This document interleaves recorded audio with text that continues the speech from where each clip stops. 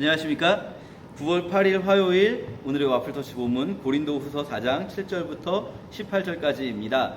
오늘 본문은 사실 어제 이어지는 내용입니다.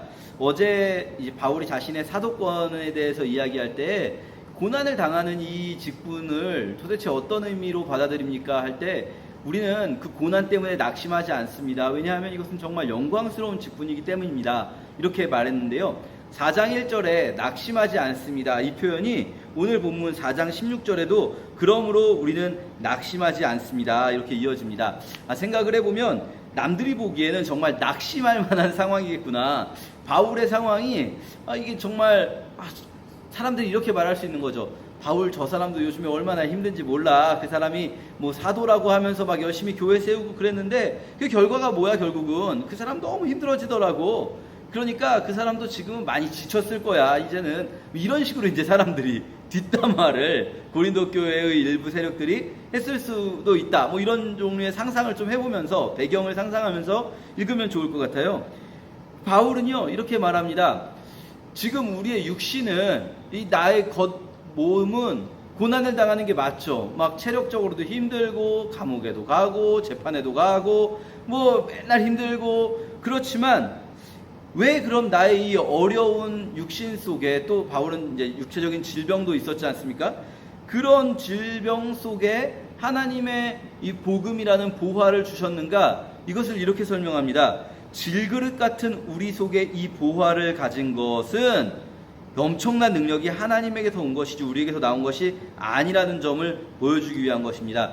사람들이 보기에는 하나님이 보화를 담으실 때 하나님이 자신의 복음을 전할 사도를 택하실 때 진짜 겉으로 보기에도 키도 훤칠하니 크고 잘생기고 뭐 집안도 좀 괜찮고 건강하고 이런 사람에게 이 보화를 맡기셔야지 그래야지 그 보화가 더 빛나지 않겠는가. 뭘 바울 같은 사람 이 키도 쬐만해가지고 머리는 벗겨지고 뭐 흔히 이제 바울이 머리가 벗겨졌었을 것이다 보통 그렇게 이야기하는데요.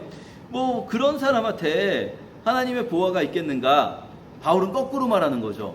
하나님께서 나 같은 사람을 사용하신 이유는 내가 막 잘나 보이고 내가 드러나지 않도록 하시기 위한 것이다. 이 큰 능력이 우리에게 있는 것이 아니라 하나님께 있음을 알게 하기 위한 것이다. 여러분 생각해 보세요. 막 목회자가 막 키도 엄청 크고 잘생기고 막 근육도 막 있고 막 사람들이 보기에 너무나 멋진 목소리와 이런 것들이 있으면요. 사람들이 어떻게 될까요? 그 목사님의 팬이 되는 거죠. 이 목사님 너무 멋지다.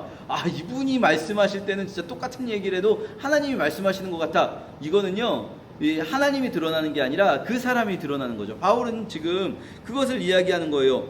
우리가 고난을 당하는 이 상황들이 있는 것은 왜 그러냐면요.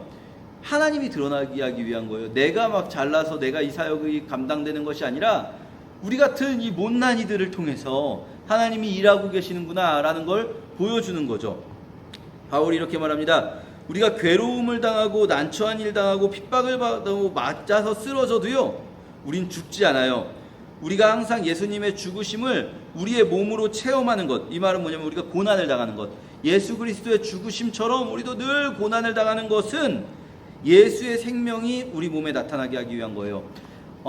모든 일이 승승장구 잘 풀리는 사람을 볼 때 사람들이 그 사람을 보고 하나님의 능력을 깨닫는 게 아니라 그런 사람을 볼 때는 오히려 저 사람 정말 대단한 사람이구나 라고 느낄 텐데 모든 일에 매번 부딪히고 넘어지고 맨날 고생하고 그런 사람들이 그러나 그가 끝까지 포기하지 않고 끝까지 그 사람을 통해서 사역이 이루어져 가고 하나님의 능력이 나타날 때 그 정말 세상적인 눈으로 보기엔 사람들의 눈으로 보기에는 그 사람은 정말 이제는 포기할 것 같고 그 사람을 통해서는 저렇게 연약한 사람을 통해서는 아무 일도 안 일어날 것 같은데 그 사람을 통해서 교회가 세워지고 그 사람이 끝끝내 복음을 전하게 되고 이런 모습들을 사람들이 보게 될 때 사람들은 그 속에서 하나님의 일하심을 보게 된다는 거죠. 바울은 지금 그것을 말씀하시는 겁니다. 우리가 예수님을 위해 항상 죽을 위험을 당하는 것은 우리의 죽을 몸에 그의 생명이 나타날 수 있도록 하기 위한 것입니다. 그래서요 우리가 죽음을 당하는 것 같은 상황에 처할 때 어떤 일이 벌어지냐면 우리가 잘 되지 않아요. 우리는 계속해서 어려움 속에 있어요. 바울은 계속해서 어려움 속에 있지만 어떤 일이 벌어집니까? 여러분이 바로 우리를 통해서 여러분이 생명을 얻고 있지 않습니까? 라고 말하는 거예요. 우리는 계속 죽어도 괜찮아요. 우리의 겉사람은 날마다 죽어도 괜찮아요. 우리는 그래도 낙심하지 않아요. 왜냐하면 우리의 겉사람이 죽을수록 여러분이 영광을 받고, 그러면서 우리의 속사람은 날마다 새로워지고 있기 때문입니다. 라고 말하는 거죠. 우리가 그리스도인으로서 우리는 하나님께 이런 삶을 기대하고 있을지도 몰라요. 예수를 잘 믿고 뭔가 교회 생활을 열심히 하면, 뭐 여기서 말하는 예수를 잘 믿는다는 게 이제 우리가 생각할 땐 교회 생활 열심히 하고 뭔가 종교적인 일들을 많이 하는 거죠. 그렇게 하면 우리의 삶이 윤택해지고 우리가 기도하는 것들이 다 이루어지고 우리가 원하는 대로 건강하고 행복한 삶을 살 수 있게 되는 것, 우린 이런 걸 기대할지도 몰라요. 하지만 하나님은 우리에게 그런 삶을 준비해 주시는 분이 아닐 수도 있어요. 모르는 거죠. 뭐 사람마다 다를 테니까요. 때때로 우리의 삶은요, 우리가 하나님께 가까이 나아갈수록 우리의 이 겉으로 보이는 삶은 날마다 힘들어질지도 몰라요. 예수님을 믿었더니 막 나는 오히려 예수님 믿기 전에는 잘 나가는 사람이었는데, 예수님을 믿었더니 막 일이 하나하나 안 풀리기 시작하고, 막 원래는 내가 막 좋은 대학을 갈 수 있었던 것 같은데 오히려 더 막 세상적으로 보기엔 별 볼 일 없는 그런 상황으로 점점 더 갈지도 몰라요. 하지만 괜찮아요. 그런 내 삶을 통해서 하나님은 내 주변 사람들에게 본인을, 하나님의 그 거대하신 위대하신 능력을 보여주시려고 하는지도 모르거든요. 예수를 믿기 전에는 막 사람들이 나를 보면서 와, 저 사람은 정말 뭐라도 되겠다, 저 사람은 나중에 정말 잘 살게 되겠지라고 생각했었는데, 아니 이 사람이 어느 순간 예수님을 잘 믿더니 교회 열심히 다니고 예수님을 믿게 되더니 이 사람이 왜 이렇게 망해가는가, 이 사람이 뭐 이렇게 되는 일도 하나도 없는 것 같고, 그런데 그 사람을 보니까 세상의 일들은 잘 안 되지만 그 사람이 그럼에도 불구하고 늘 행복하게 예수님 안에 거하는구나.